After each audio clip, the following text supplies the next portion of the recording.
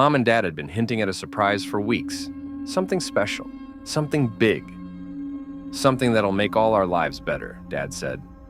I hoped for a family vacation or maybe a swimming pool. Instead, I got a brother.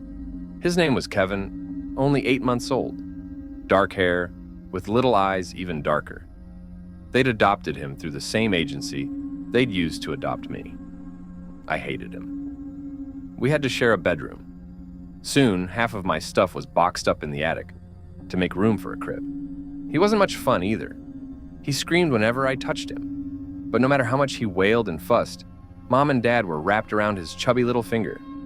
A new baby is a big adjustment, Mom said when I complained. So we all have to be patient and work together. I tried, I really did. But they couldn't see what I saw. I began noticing things within a few months of Kevin living with us. Strange things, like how Kevin's cry never seemed to reach his eyes. I can't recall a single tear ever wetting his cheeks, almost as if it was all for show. And he was strong enough to pull out a handful of my hair when I tried to give him a bath, howling all the while. I tried telling Mom and Dad that he was weird, but they chalked it up to jealousy. Their lives now revolved around Kevin, with little time left for me. I finally discovered why, late one night. I awoke at about 3 a.m. I glanced at Kevin's crib, only to find it empty. I almost cried out for my parents, but the sound of their bedroom door creaking open stopped me. I poked my head around the corner, and that's when I saw it. Kevin, his head split open like a blooming flower. He sat atop my father's chest, his limbs jutting crookedly from his body.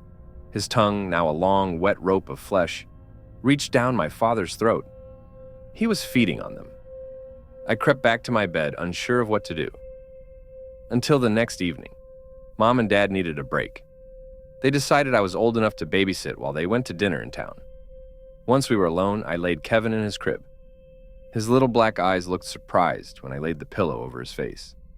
It took a long time for him to stop kicking.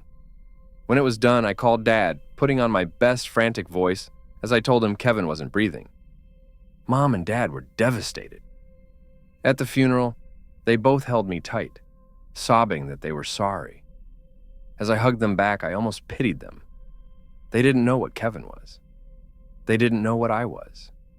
They didn't know that I'd been starving while Kevin gorged. And they didn't know that I don't like to share.